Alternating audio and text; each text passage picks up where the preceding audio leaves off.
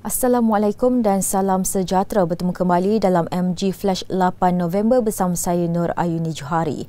Berita utama, Pengerusi Pakatan Harapan PH Datuk Seri Anwar Ibrahim berjanji akan mengisytiharkan cuti umum selepas keputusan Pilihan Raya Umum ke-15 PRU15 19 November ini.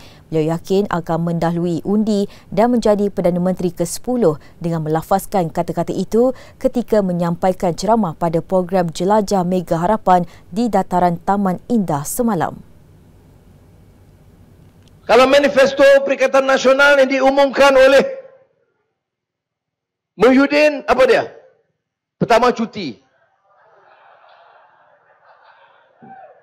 Yang nak umum cuti bukan dia. Insya-Allah yang nak umum cuti itu saya. Itu pertama. Terdahulu ketika Majlis Pengumuman Manifesto PN, Tan Sri Muhyiddin Yassin yang juga pengerusi gabungan parti memberi jaminan yang sama jika memenanginya. Beliau berkata inisiatif tambahan dalam manifesto mereka adalah bagi memudahkan orang ramai yang terpaksa pulang ke kampung halaman untuk mengundi. Sementara itu, dalam ucapan yang sama, Datuk Seri Anwar yang juga Presiden PKR turut mempersoalkan cadangan PN bagi melaksanakan pengeluaran wang caruman kumpulan wang simpanan pekerja KWSP. Yang kedua, boleh keluarkan wang KWSP. Apa punya idea ni? Wang KWSP kita cadang setahun setengah yang lalu, 2 tahun. Sekarang dah wang tak ada wang dah. Tak baca ke? Tak tahu ke? Macam ni nak jadi Perdana Menteri? Ada kerajaan, you ada bank account ke? Di Maybank, okay, you can withdraw. Dengan ini saya umumkan you can withdraw your bank. You ada account mana? CIMB, okay. I will now announce if I win, you can withdraw. Ini apa? You think people are stupid? KWSP itu wang dia, wang rakyat, bukan wang dia. Dah wang dah tak ada untuk simpanan masa depan. Dah depleted, dah tinggal kecil. Your duty as a government is to govern well. Stop this rot. Stop stealing. Stop corruption. Stop leakages. Ini peranan you. Save.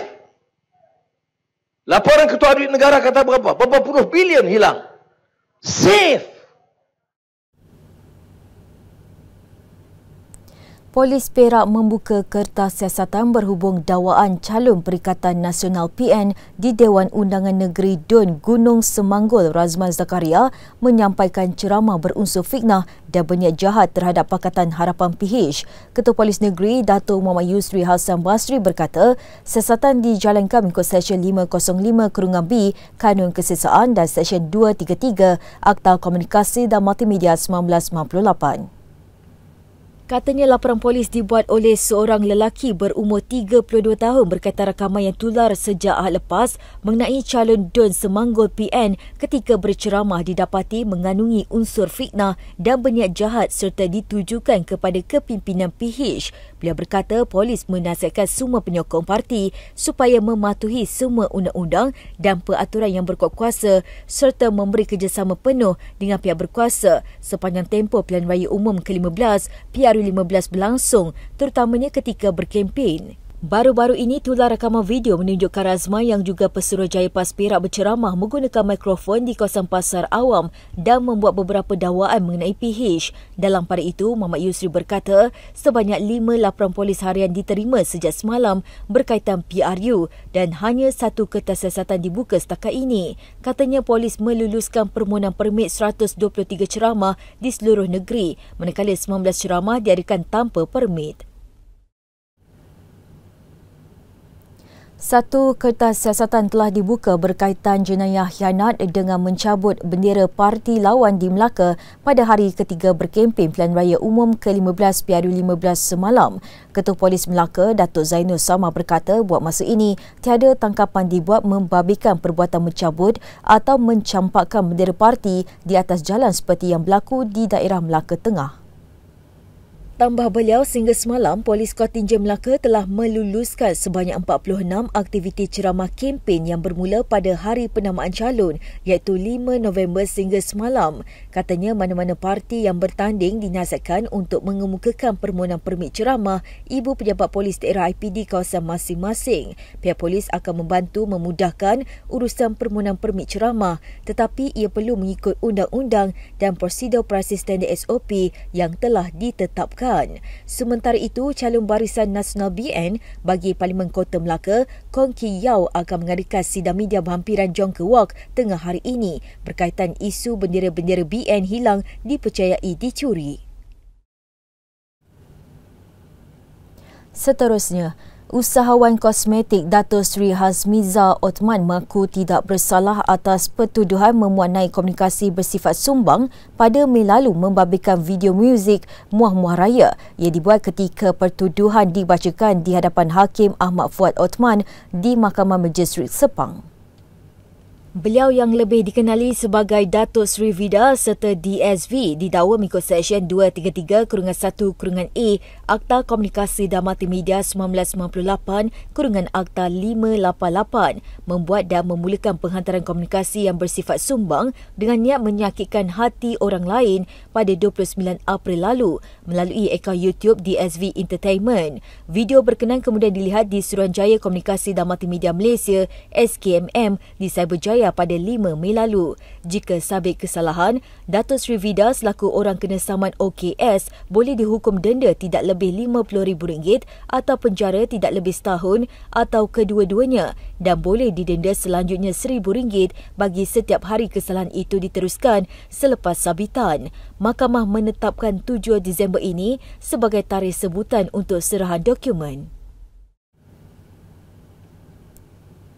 Dua lelaki ditahan berhampiran Jalan PJS 6/2 Kampung Lindungan di Petaling Jaya kerana disyaki terlibat kes samuan berkumpulan menggunakan tukul besi di sebuah kedai serbandeka di kawasan berhampiran. Ketua Polis Daerah Petaling Jaya SCP Muhammad Fakhruddin Abdul Hamid berkata pihaknya menerima laporan berhubung kejadian itu yang berlaku di sekitar Taman Maju Jaya pada jam 5.28 pagi Sabtu lalu. Jelas beliau bertindak atas maklumat kedua-dua suspek berjaya diberkas di sebuah premis tidak bernombor di kawasan berkenaan sekitar jam 3.30 petang hari yang sama dan kemudian menemui beberapa barang disyaki hasil samun. Fakhruddin berkata dalam kejadian itu, suspek berjaya melarikan sejumlah wang tunai berjumlah RM560 serta 49 kotak rokok pelbagai jenis dari dalam premis. Menerusi kenyataan yang dikeluarkan, beliau memaklumkan semakan rekod lampau mendapati suspek pertama mempunyai 12 rekod jenayah dan 1 rekod dadah, manakala suspek kedua mempunyai 1 rekod dadah. Kedua-dua suspek direman 5 hari bermula Ahad bagi membantu siasatan mengikut Seksyen 395 Kanun Kesesaan. Seorang anggota polis maut selepas motosikal yang ditunggangnya terlibat dalam kemalangan dengan sebuah kenderaan petugas projek penyelenggaraan Lebuh Raya Berhad Propel di Jabatan Pulau Pinang. Dalam kejadian pada jam 12.48 tengah malam tadi, Korporal Abu Talib Sarif 33 yang baru pulang daripada menjalankan op cantas di seberang Perai Tengah maut di tempat kejadian selepas mengalami kecederaan parah di beberapa bahagian badan. Mayat Allahyarham dibawa ke Hospital Seberang Jaya untuk bedah siasat. Menurut kenyataan di Facebook Polis Diraja Malaysia PDRM Pulau Pinang, Korporal Abu Talib bertugas di bahagian siasatan khas di 9 Jabatan Siasatan Jenayah Kontingen Pulau Pinang. Menerusi kenyataan yang dikeluarkan, ia memaklumkan jenazah Allahyarham dijangka dikebumikan selepas solat Zuhur di Sungai Petani, Kedah. Sekian dahulu MG Flash buat masa ini. Terus bersama kami untuk perkembangan terkini dari semasa ke semasa hanya di platform media sosial Malaysia Gazette di Facebook, Twitter, Instagram dan juga YouTube atau melalui portal di www.malaysiagazette.com. Assalamualaikum dan salam hormat.